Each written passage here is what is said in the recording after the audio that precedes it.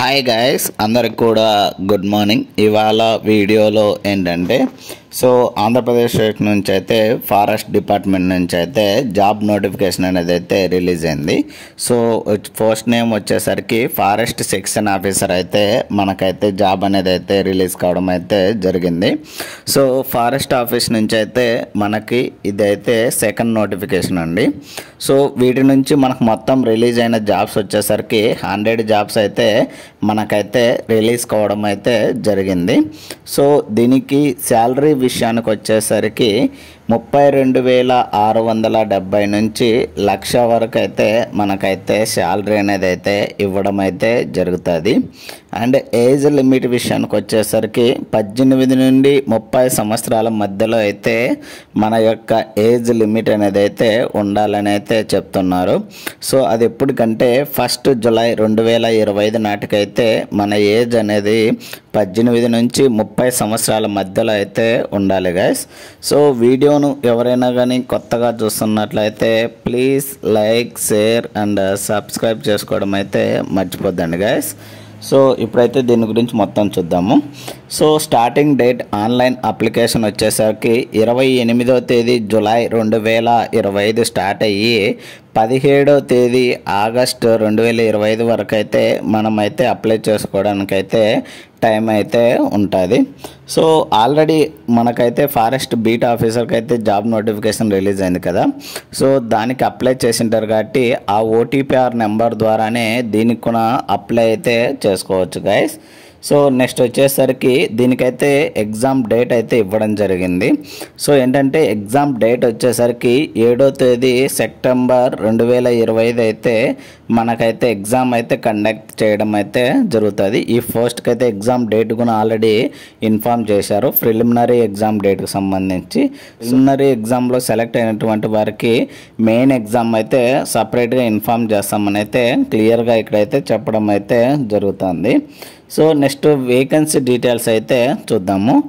ఇది వచ్చేసరికి district cadre wise చూసుకుంటే forest section officer vacancies carry forward నుంచి 30 వేకెన్సీ ఉన్నాయి. అండ్ ఫ్రెష్ వేకెన్సీ వచ్చేసరికి 70 అయితే ఉన్నాయండి. టోటల్గా మనకు ఉండేది వచ్చేసరికి 100 జాబ్స్ అయితే మనకైతే రిలీజ్ కావడం అయితే జరిగింది.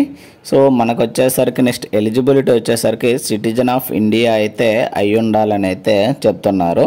నెక్స్ట్ ఎడ్యుకేషనల్ క్వాలిఫికేషన్ విషయానికి వచ్చేసరికి ఎవరైతే డిగ్రీలో బ్యాచిలర్ డిగ్రీ ఇన్ బాటనీ కానీ, ఫారెస్ట్రీ కానీ, హార్టికల్చర్ కానీ, జువాలజీ కానీ, ఫిజిక్స్ కానీ, కెమిస్ట్రీ కానీ, మ్యాథమెటిక్స్ కానీ, స్టాటిస్టిక్స్ కానీ, జియాలజీ కానీ, అగ్రికల్చర్ కానీ ఏదో ఒక సబ్జెక్ట్ అయితే చదివి ఉండాలని అయితే చెప్తున్నారు బ్యాచిలర్ డిగ్రీలో అయితే.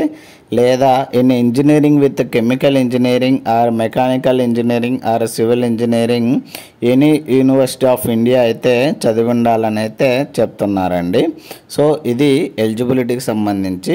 మనమైతే డిగ్రీలో ఏదో ఒక సబ్జెక్ట్ అయితే చదివి ఉండాలి వీటిల్లో వాళ్ళు చెప్పిన ప్రకారము.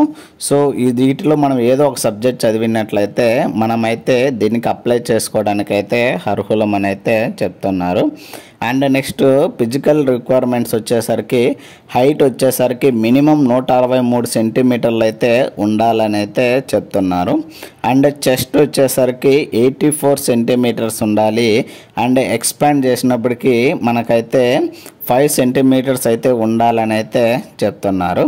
అండ్ అదే ఉమెన్స్ క్యాండిడేట్స్కి వచ్చేసరికి వాళ్ళైతే హైట్ వచ్చేసరికి మినిమం 150 సెంటీమీటర్లు అయితే హైట్ అయితే ఉండాలని చెప్తున్నారు. అండ్ చెస్ట్ వచ్చేసరికి మనకైతే మినిమం 79 సెంటీమీటర్స్ అయితే ఉండాలని అయితే చెప్తున్నారు. ఎక్స్పాన్షన్ చేసినప్పటికీ 5 సెంటీమీటర్స్ అయితే రావాలని అయితే చెప్తున్నారు. ఇది దానికి సంబంధించి డీటెయిల్స్ అయితే గైస్. నెక్స్ట్ వచ్చేసరికి రిజర్వేషన్ డీటెయిల్స్ అయితే ఇక్కడ ఇవ్వడం జరిగింది. యాజ్ పర్ గవర్నమెంట్ రూల్స్ ప్రకారం అయితే మనకైతే రిజర్వేషన్ ఉంటుందని అయితే చెప్తున్నారు.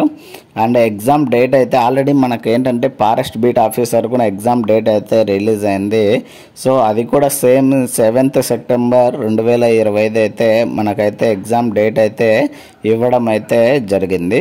దానికి సంబంధించి ఆల్రెడీ వీడియో గురించి చూశాను, ఒకసారి చూడండి గైస్.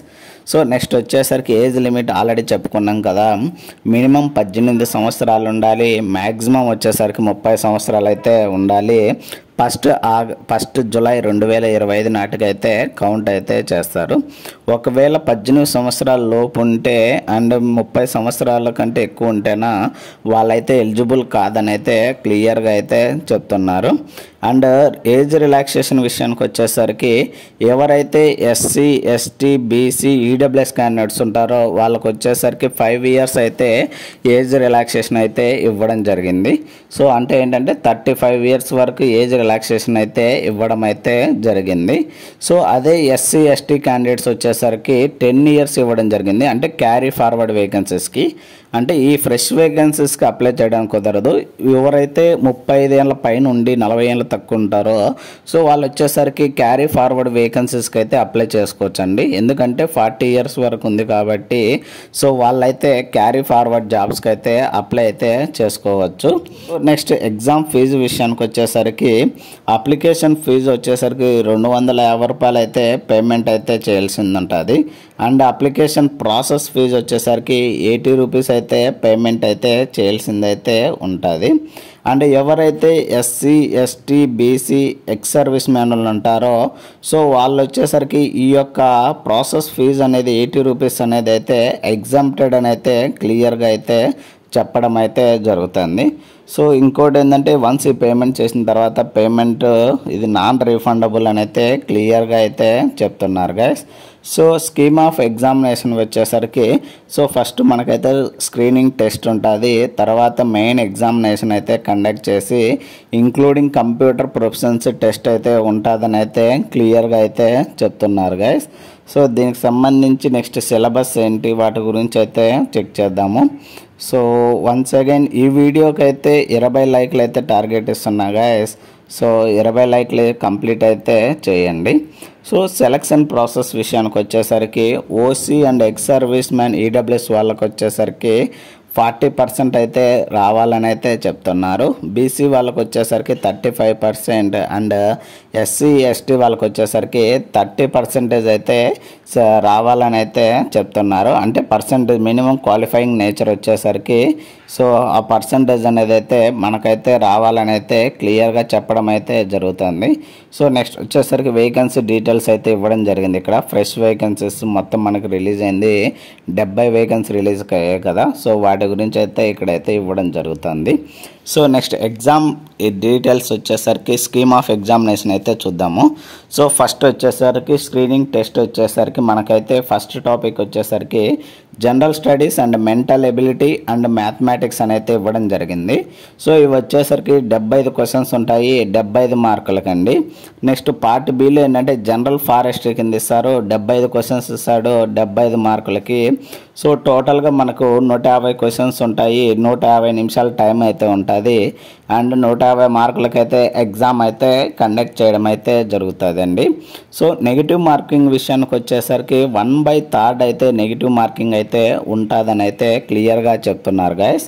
సో నెక్స్ట్ వచ్చేసరికి సిలబస్ ఆఫ్ స్క్రీనింగ్ టెస్ట్ వచ్చేసరికి పార్ట్ ఏలో 75 మార్క్స్ అని చెప్పాం కదా, ఇక్కడైతే టాపిక్స్ అనేది అయితే ఇవ్వడం అయితే జరిగింది. సో జనరల్ సైన్స్ కానీ, కరెంట్ ఈవెంట్స్ కానీ, history of India, Indian geography, Indian polity and economy and mental ability, sustainable development and environment protection, disaster management, so వీటి గురించి అయితే క్లియర్గా చెప్పడం జరిగింది. So next mathematics SSC standard వచ్చేసరికి అర్థమెటిక్స్ నుంచి టాపిక్స్ ఇవ్వడం జరిగింది, జామెట్రీ అండ్ స్టాటిస్టిక్స్ అయితే ఇవ్వడం అయితే జరిగింది. సో నెక్స్ట్ వచ్చేసరికి రిమైనింగ్ పార్ట్ బి వచ్చేసరికి జనరల్ ఫారెస్ట్ అండి, వీటి నుంచి అయితే 75 మార్కులకు అయితే రావడం జరుగుతుంది.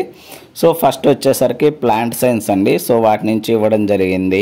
And forest and ecology second topic. And third వచ్చేసరికి హార్టికల్చరు.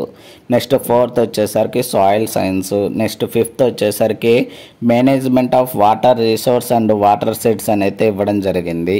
సో నెక్స్ట్ ఆరోది వచ్చేసరికి general civil culture and agro forestry and social forestry and community participation అని అయితే ఇవ్వడం జరిగింది. సో నెక్స్ట్ 7th వచ్చేసరికి animal health and nutrition. Next 8th వచ్చేసరికి economic geology and 9th వచ్చేసరికి ఫారెస్ట్ అడ్మినిస్ట్రేషన్ అయితే ఇవ్వడం జరిగింది.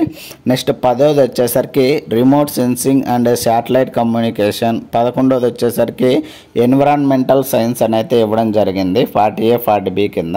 సో ఇది సిలబస్ విషయానికి సంబంధించి ఫుల్ డీటెయిల్స్ అయితే స్క్రీనింగ్ టెస్ట్కి. సో ఇది ఇవాళ వీడియోలో గైస్. ఇలాంటి మరిన్ని వీడియోస్ అండ్ మరిన్ని అప్డేట్స్ కోసం అయితే please like, share and subscribe చేసుకోవడం అయితే మర్చిపోద్దాను guys. Thank you for watching.